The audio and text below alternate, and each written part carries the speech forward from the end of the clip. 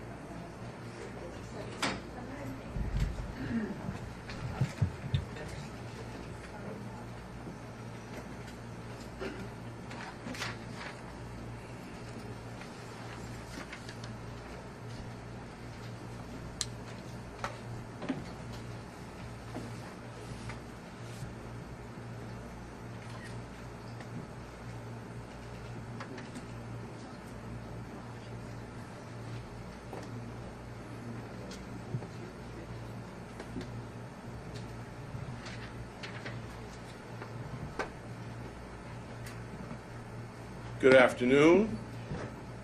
I'm Alvin Bragg, Manhattan District Attorney. I'm honored and privileged to be joined by Police Commissioner Jessica Tisch.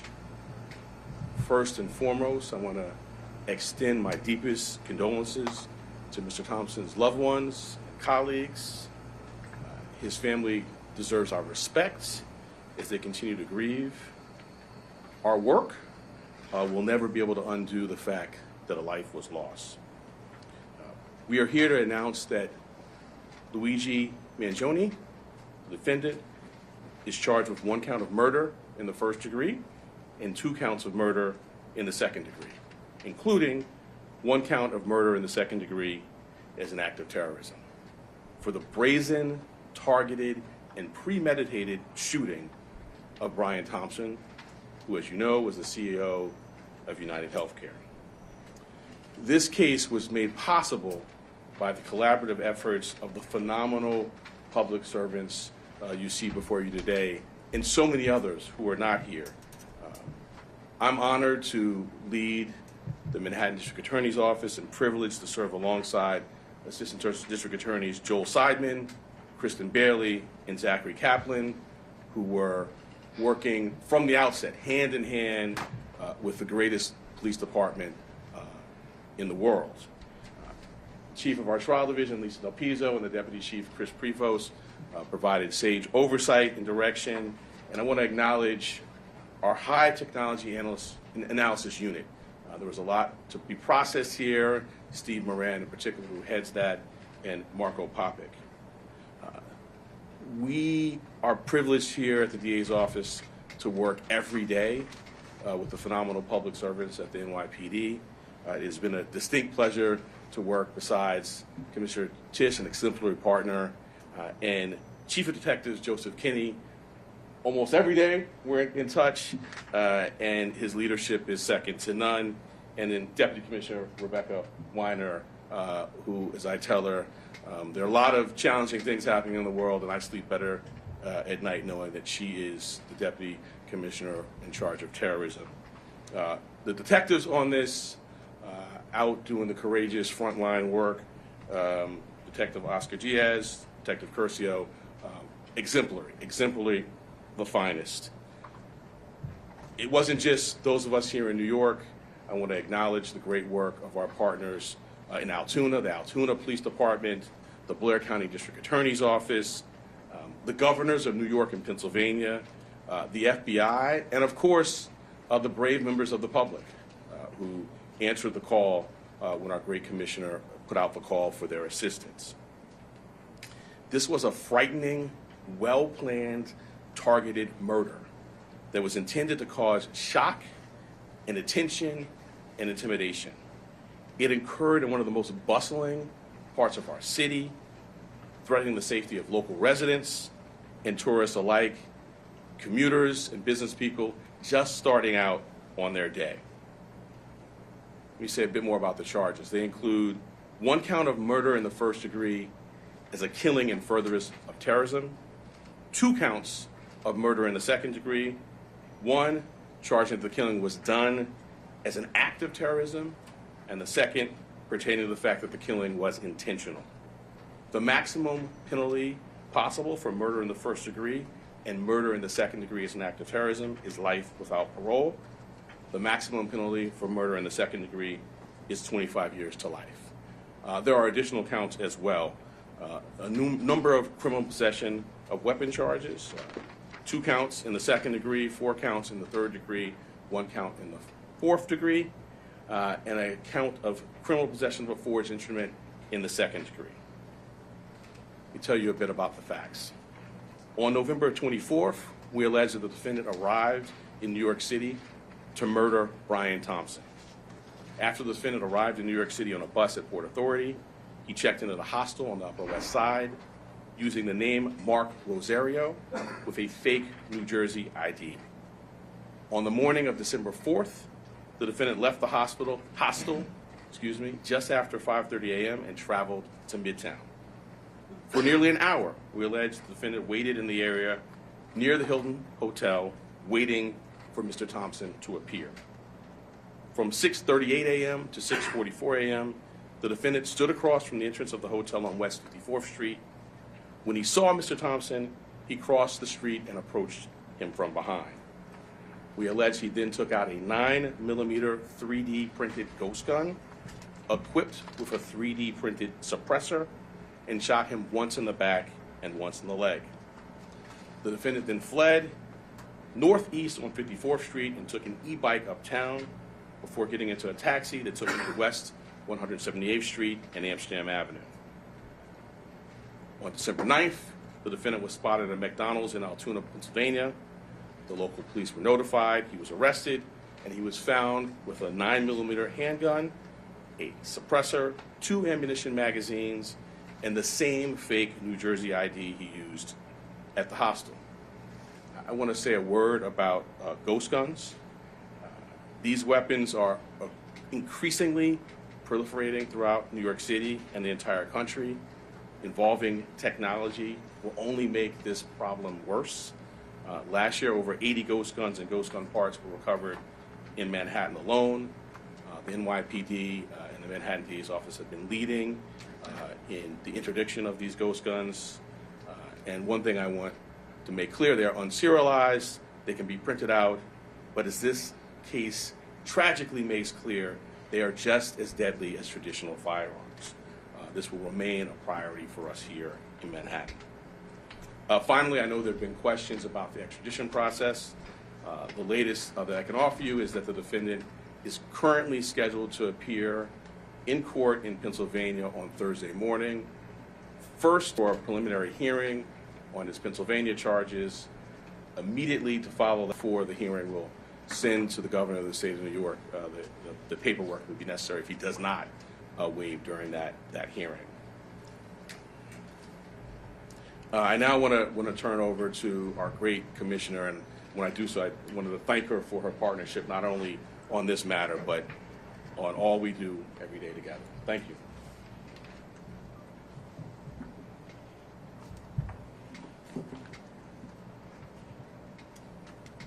Good afternoon, everyone.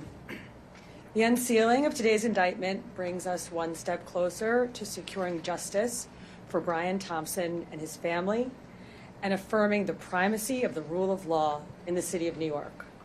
NYPD detectives worked tirelessly to piece this case together, and along the way, the Manhattan DA's office made sure we had every legal tool available to us.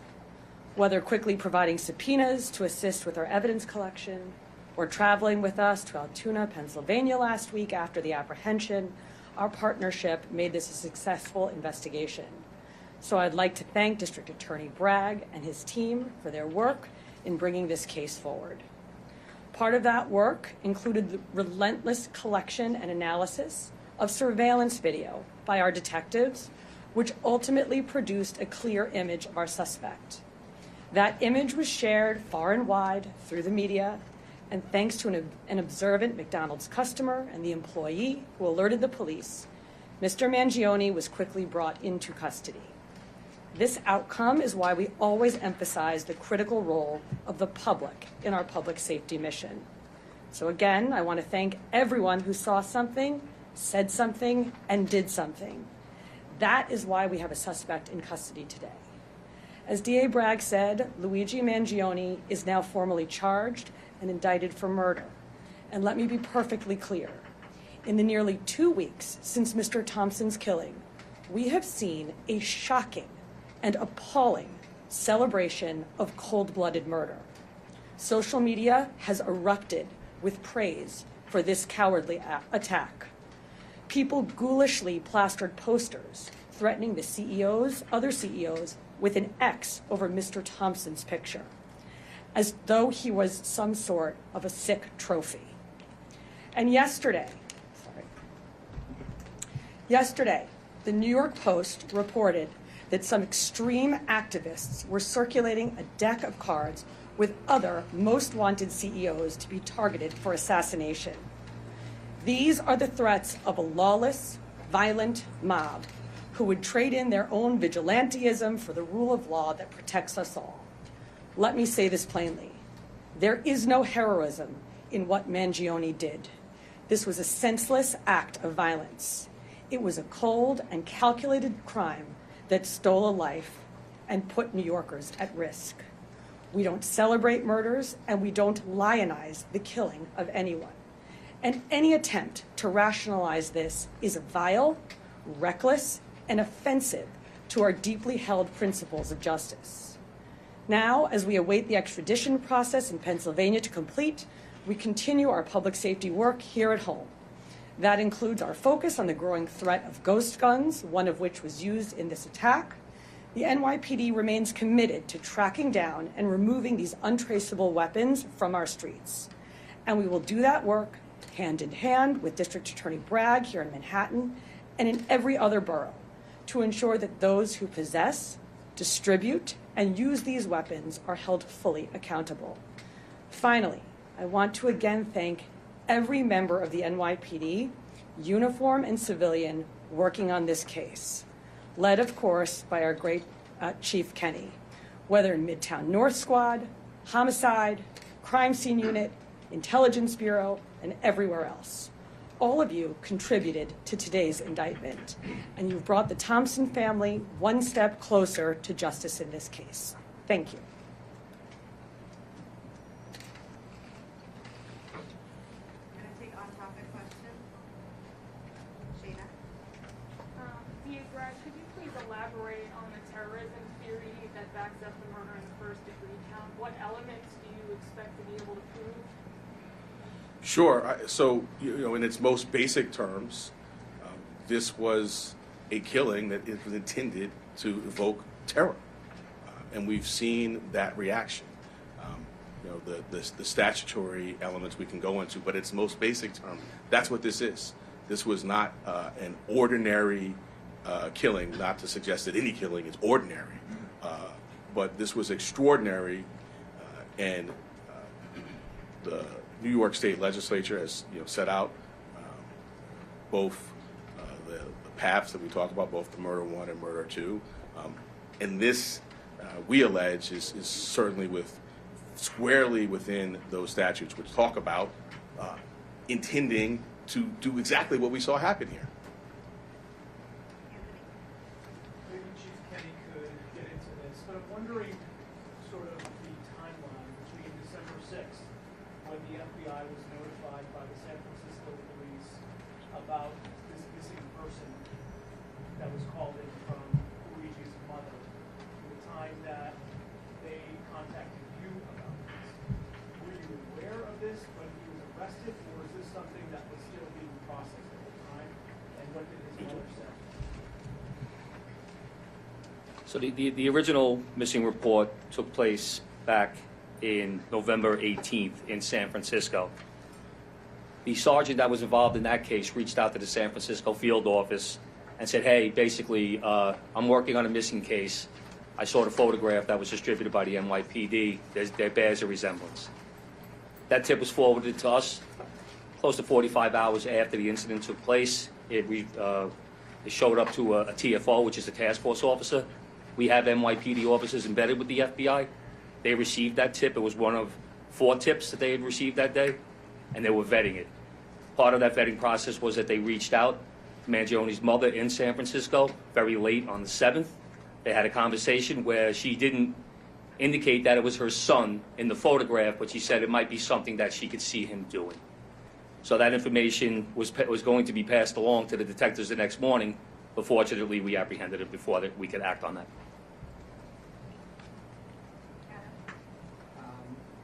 The commissioner has talked about how the defendant's been lionized and celebrated.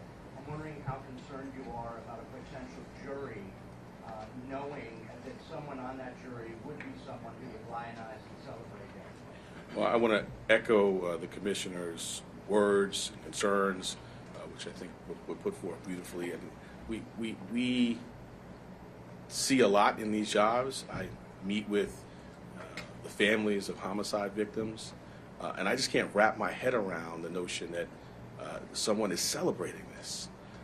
To your specific question, we're at the beginning of a litigation now with our charge. We have a phenomenal trial team in place, led by ADA Joel Seidman, who has been in this office for more than 40 years and handled some very challenging matters. We have a voir process in place. I have faith in our jury system to select 12 people who can be fair and impartial, but we'll move forward, and that's something well down the road, but we'll be ready when that time comes. Two questions if possible. One will be about Mr. Thompson's. But first, I want just maybe to explain more to viewers how you come to your this is that terrorism. I think it's an important part of this. So I'm hoping maybe you can explain that sort of define the statute. Sure, and my point, I mean, the statute talks about attempts to influence or coerce a civilian population. The statute talks about intending to influence a policy of government, and it talks about seeking to put forth things sort of similar to that by murder. So the statute, plain language of the statute is clear. Obviously, we've charged it, the grand jury has voted on it, and we intend to go forward and prove it. But I think it does help to take a step back and think about the proof in the case, some of the writings. I'm not going to get into too much of that, but in the actual reaction. In the middle of Midtown, the beginning of a busy day, tourists, commuters, business people, the intent was to sow terror. And if I could just on Mr. Thompson's matter, sadly, as you say, not a lot of focus has been given to Mr. Thompson for his family. I'm wondering if the services folks, or even folks in your office, have been talking to them on what that's been like, if there's anything you can say about that. I'm not going to talk about communications with the family other than to say that we have a robust survivor services staff here that is second to none, but I would not talk about communications with any family. I don't think it'd be appropriate. But I appreciate your concern. Well, it's just because, like you're saying, there's so much focus on the suspect. It's quite different. I echo what the commissioner said, and the sentiment of your question, my heart goes out to. This is a significant piece of what we do here.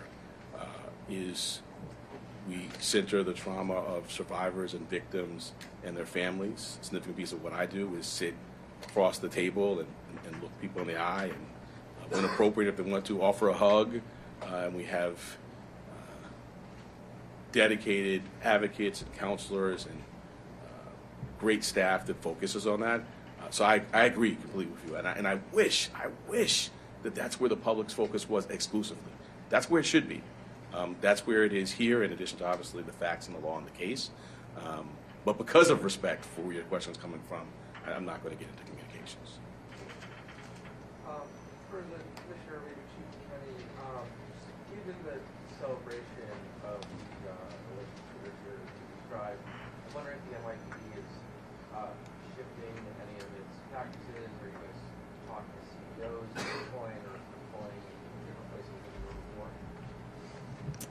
Yes, absolutely. And we've seen a real increase, sustained increase since December 4th in concern, not just from CEOs, but from corporations broadly. And so going back to the DA's point, the intent to intimidate or coerce the civilian population, which is, of course, at the root of our state terrorism statute, is very much borne out in this reaction. And for good reason. We've had a torrent of online threats. We've had real-world activity that the police commissioner flagged, which is abhorrent, and it causes concern. So we have done a lot to work with corporate security partners with whom we partner on a daily basis in this city, at the city level, at the state level, trying to make sure that everybody has the best practices that they need, that they know where to flag not just general ambient concerns, but specific threats that they might be receiving that a few weeks ago they might have written off as just noise in the online environment, that they now take seriously. So these are ongoing conversations that we have, and thanks to all the work that we do together every day, we're quite confident that concerns and threats are going to be appropriately directed our way. We're going to take two more. Yep. Dave Brackett, can you describe just how rare it is for your office to charge with first-degree murder? There has been some talk about how that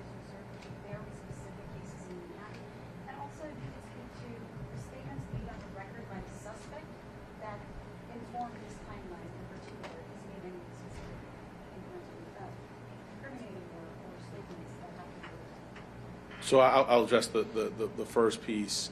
The first-degree murder statute has a number of subsections. They're sort of clearly delineated, and they are reserved for the most abhorrent conduct: killing a police officer, serial killing, and the terrorism is one subsection of that. And so I would say, fortunately, that's not happening a lot. Taking a step back, I can't think of another office that is more equipped to handle a terrorism charge. We have a great terrorism unit. We were at the forefront of getting the statute passed. Within the last 2 years, we've tried 2 very significant terrorism cases, one involving an English-speaking operative based in Jamaica, and another involving someone who was here and funding overseas terrorism by cryptocurrency. So we have the expertise, and as I mentioned, the expertise on this team, and so we're prepared to go forward. And about the statements? Yeah, I'm not going to go beyond what's in the filing. All right, last question, Laura. DA Bragg, are you able to say now, I know it's early stages, that you will be seeking the maximum sentence when this is adjudicated? So as a matter of practice, I don't talk about sentencing outside of court as a first matter, and certainly not at the initial stages of a matter. But I think you can tell the seriousness with which we take this matter by the way in which it's charged. The murder in the second degree actually has a mandatory life without parole sentence, no discretion for the judge at all. So that's the maximum there. But I'm not going to go beyond that. We will first get the defendant to New York. We will have him arraigned. We will be before our judge. We will engage in pretrial litigation. If there's a trial, we're ably equipped to do that. And then we will proceed to sentencing, at which point we'll make our arguments in court. Thank you all so much. Just taking your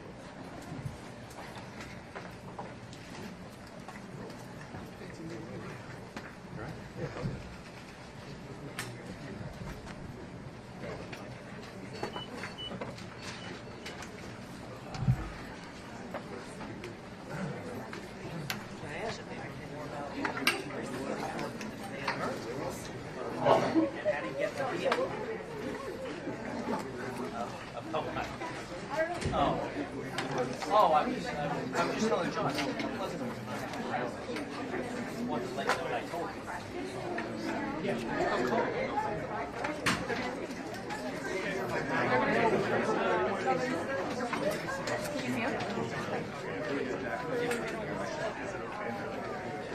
I want him to get up on the podium. He's going to hire, he's going to share.